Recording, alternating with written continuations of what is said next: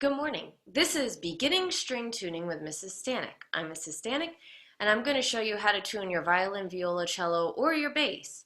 So this is for beginners. There's another level for if you're advanced strings, where you would actually play your instrument on your shoulder with your bow. That's for a different lesson. So this one, for my beginners, you're going to need a couple things. Today you will need your instrument. You're going to need a tuner or a tuning app. The ones I recommend for a tuning app that's free for either Android or for your Apple device is this one right here. This is called Pano Tuner. It's pretty cool looking and it's free. I recommend that. You can download that. The other one on pretty much any music website or on Amazon you can purchase this one. This is the Korg CA2 tuner. If I turn that on, looks kind of like that, and it has some little lights here. This one's great, and it's pretty cheap, usually around just $10. And this is something that you can just put in your case and carry with you, and it'll last forever. You can drop it. All it requires is 2 little batteries in the back, 2 AAAs, and it lasts a long time. So for today's session, you can pause and just download the Pano Tuner. And then for future, I recommend buying this one. So that way you can at least just have it in your case and you can tune with you whenever. All right. The second thing you're going to need here, after you get your tuning app and your tuner, you're going to need a paper and a pencil. We're going to be drawing a couple things today, so I need you to go and get your paper and pencil. And the last thing you need patience. Tuning an instrument takes a while to really get good. If you've noticed that your music teachers, when we tune, we're really quick with tuning. And that's only because we've been doing it for a very long time. So today, it might take you a long time just to tune 1 string, maybe even 2 strings. And that's okay. The more you do it, the better you get. All right? Yay, we're going to have a good time today. So you might want to pause right now while you get your paper and pencil. I'll wait. So you're back. All right. So let's talk about a couple things first. One, you're going to need to know the names of your strings on your instrument. The other thing you're going to need to know are the different letters that we use in our musical alphabet. So we're going to draw today a letter ladder. Okay, it's going to look like this. So can you take out your piece of paper and your pencil? And can you just write the letters A, B, C, D, E, F, G? And then when you run out of space, just keep going until you get to the top, just like I did, on a little bit of an angle, like stairway going up to the sky. Now, once you've drawn your letter ladder, you're going to notice. Can you say it with me? Ready? A, B, C, D, E, F, G, A, B, C, D, and it will keep going, E, F, G. Now you can also go backwards, ready? D, C, B, A, G, F, E, D, C, B, A. Ah! Music. We use just those letters up to G, and once we get to G, we just repeat them. There are a couple other things you're going to get to learn about today. There's this symbol here. I know some of you know that as a hashtag, right? But this is, in music, we call it a sharp. It's been around a long time. Now a sharp, if I put that in a note, it makes the note either higher sounding, or you can use this one. It's called a flat. It looks kind of like a very fancy B. Put that in front of a note, it makes the note lower sounding. It's just like if your parents' tire, if they had a flat tire on their car, it's going to bring their car lower to the ground, right? And that's what a flat does. It makes the notes lower. We'll talk about that in a second. All right? So you have your letter ladder. You're all set? Excellent. Let's talk about the things we're going to need on our instrument. Can you grab your instrument?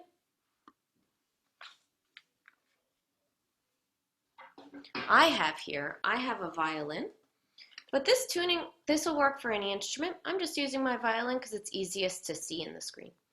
So our violin has a couple things that are going to affect how you tune it.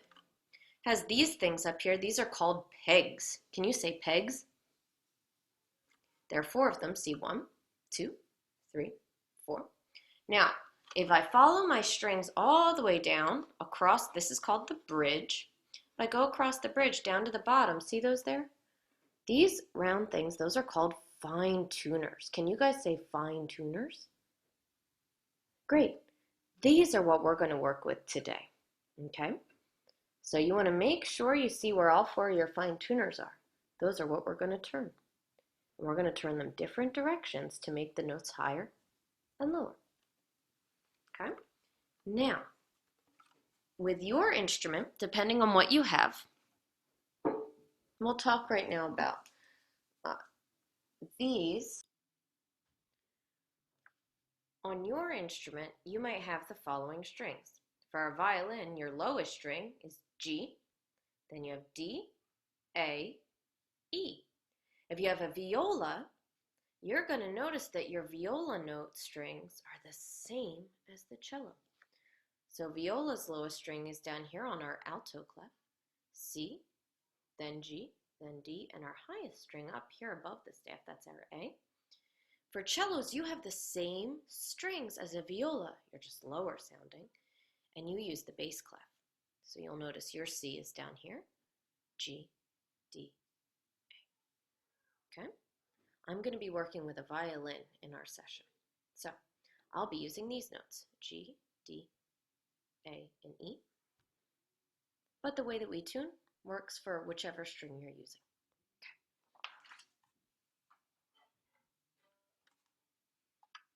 Now, what I'm going to do, I'll use the piano tuner today, since if you're just checking in with me, you might have just downloaded that one. So I'll show you the piano tuner. If you look at my piano tuner, the notes just keep changing. You see that? Over and over and over again. Now, I'm going to pluck my E string. Now, what I hope to see on my E string is that in my tuner here, it'll say the letter E lined up with that red line right there. That's what we're hoping for, all right? And we're hoping for it lined up with the E, and at the top bar, you'll see there's a little red bar. We're gonna hope it turns green. So ready? I'm gonna pluck my string, my E string. Take a listen. Did you see that? Listen again.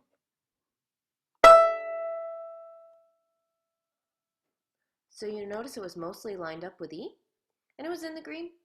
I'm pretty okay with that for right now. So we're going to move on to the A string. Let's take a look again. Watch my tuner, and here's the A string.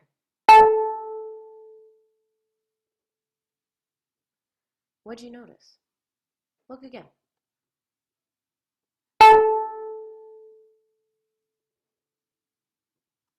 Did you see the letter A? I did too. But the line was not lined up on the A. Did you notice that? Now look at the bar at the top. It was red, right? So that means we're going to have to tune it. Now, we're going to take a look at it again and look at which way the red bar is. You're going to see remember that flat symbol we talked about, that fancy looking B symbol? This one here. Look again. Ready?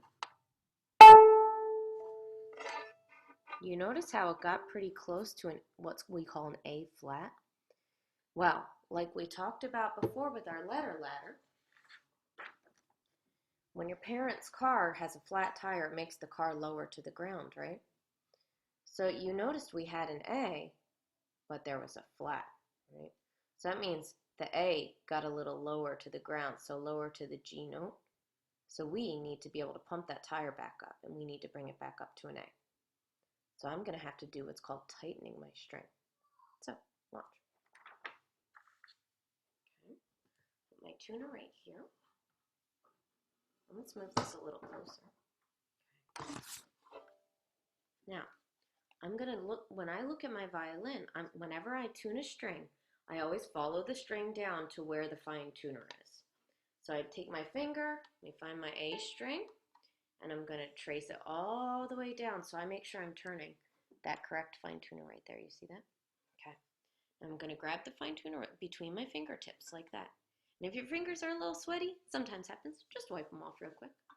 All right, so I'm going to look at my fine tuner. And remember that A flat, was lower sounding than the A, right? We need to make it higher sounding to get it up to the A. We got to pump that tire up. So I'm going to take my fine tuner here and I'm going to righty-tighty. Can you guys say that? Say righty-tighty. Okay?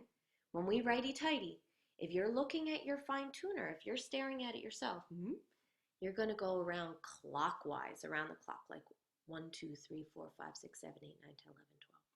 So you're going to go around clockwise, righty-tighty. So I'm going to turn this one whole turn around the clock, and let's see what that does. Go around the clock. Okay. I'm going to hold this tuner up again.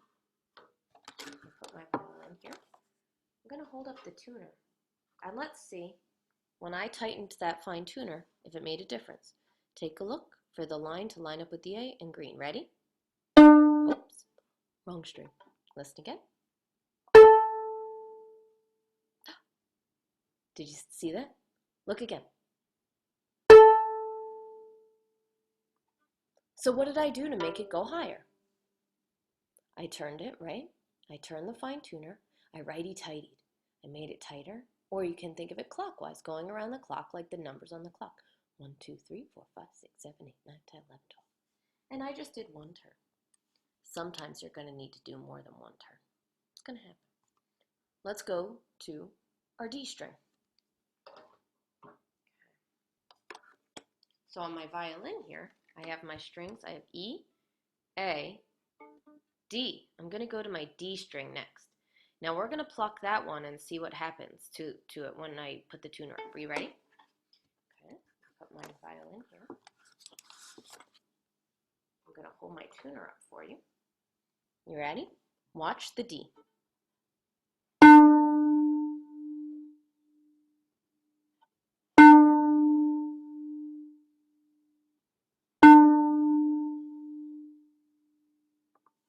What'd you notice? Look one more time.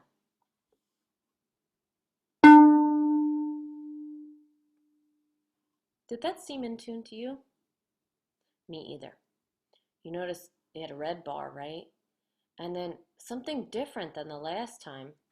The line was on the other side of the D, right? So we took our letter ladder.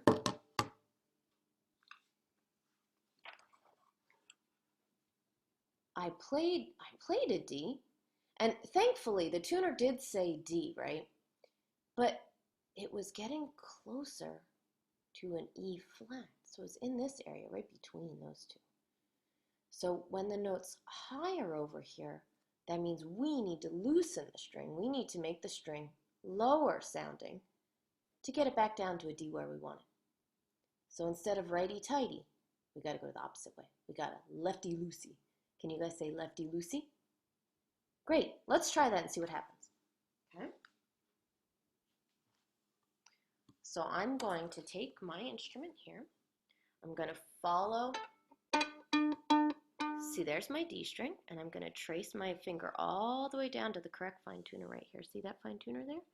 And I'm going to lefty-loosey. I'm going to loosen that fine tuner, and I'm going to start with just one loose turn and see if that works.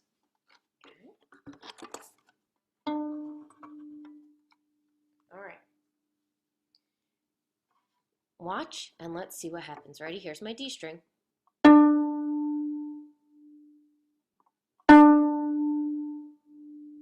It got closer, didn't it? All right. But it's still a little high. You notice that red bar was still a little close to the E or the E flat, right?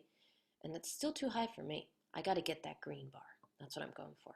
So I'm going to pluck the D again. So do you remember which way you have to go to loosen the string? Lefty-loosey, that's right. And that's called counterclockwise. That's when you go backwards around a clock. 12, 11, 10, 9, 8, 7, 6, 5, 4, 3, 2, 1. So I'm going to lefty-loosey. Okay, let's watch again. Did you see it?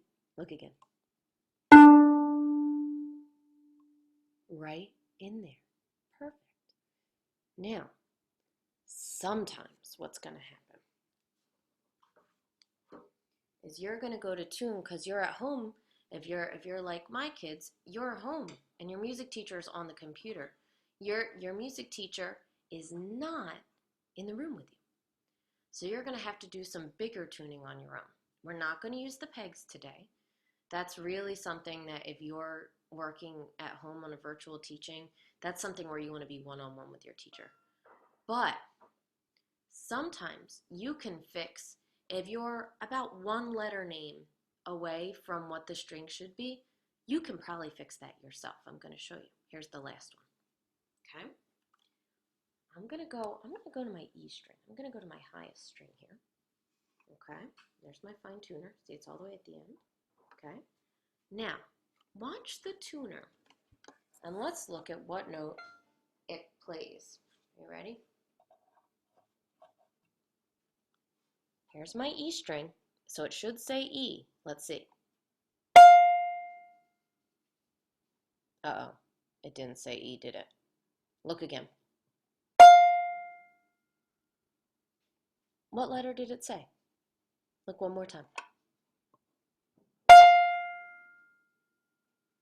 I saw the F, right? So let's look at our letter. Don't worry, you don't need your music teacher for this one. You can do this yourself. So, that's where we're supposed to be, right? Yeah. But we're up there. So is that F higher or lower than E on our letter ladder? That's right, it's higher. So now what we need to do is we need to make it lower. We need to go down the ladder. So think about which way did we turn our fine tuner to make the string lower? Yeah, lefty-loosey, that's right. We went counterclockwise. 12, 11, 10, 9, 8, 7, 6, 5, 4, 3, 2, 1, right? Backwards around the clock. So since we're a whole letter away from where we want to be, I'm going to recommend you start with 2 full turns of your fine tuner lefty-loosey. Let's try that on my instrument, see what happens. Okay. So I'm going to take my string, my E string that I'm working on, and I'm going to trace it all the way down to where my fine tuner is. And I'm going to lefty-loosey that 2 whole turns since I'm so far away. Let's see. So 1, 2. Okay. Put my instrument here. I'm going to hold my tuner up for you. Ready? I got closer, didn't I? Look again. So it's in between E and F, right? I'm going to lefty-loosey it 1 more whole turn. Let's see if we get even closer to the E. But you notice it's going down the ladder, right? Okay. Let's take a look. Oh, we're so close. When you get that close, I do a half a turn and see what happens. Ready? We did it. Look one more time. As long as it's in that green bar, you're pretty much good to go. You can be really perfectionist about it and do little half turns or little quarter turns to get it smack dab in the green bar. But as long as you're close and as long as that letter says the string that you're supposed to be plucking, you're good to go. Okay? I hope that today's been helpful to help you learn how to tune your instrument. And please feel free to reach out to your music teachers after you watch this if you have any questions. I'm Mrs. Stanek, and thanks for joining me today. Goodbye.